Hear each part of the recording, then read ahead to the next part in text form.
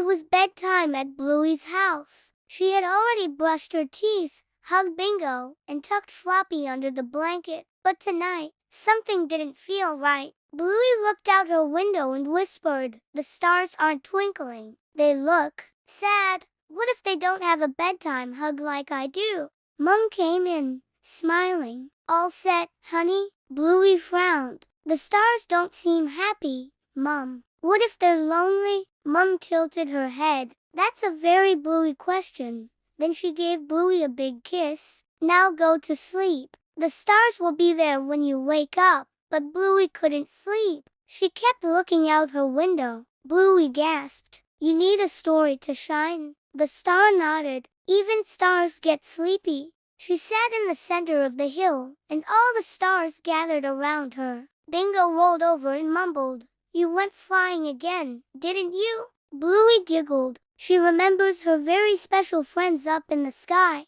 and she knows that even tiny sparks can bring comfort and joy to those who are far away. The end. Shh, it's our secret. She snuggled under her blanket and looked out the window one last time. The stars were glowing brighter than ever, and just before her eyes closed, one star blinked just for her. She told them about Bingo, about hide and seek, about playing magic xylophone. She told them about hugs from Mom and silly dances with Dad. And as she spoke, the stars began to shimmer. First a flicker, then a glow, then a full, happy twinkle. The little stars snuggled close to her. "That was the best story," it said. "We remember how to shine now." Bluey smiled. "Even stars need love." The light wrapped around her, warm like a blanket, and lifted her gently into the sky. Higher and higher past rooftops, past clouds, all the way into the stars.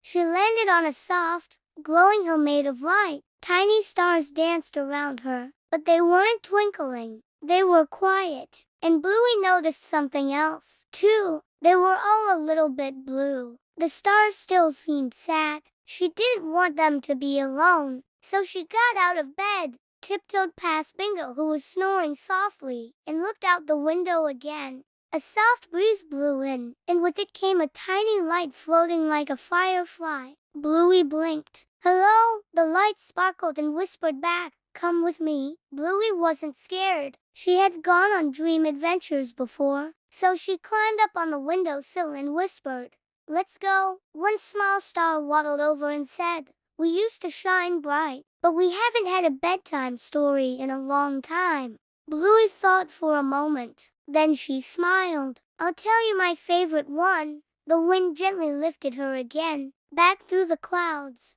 past the moon and the breeze, until she landed softly in her bed. Sometimes when Bluey looks up at the stars,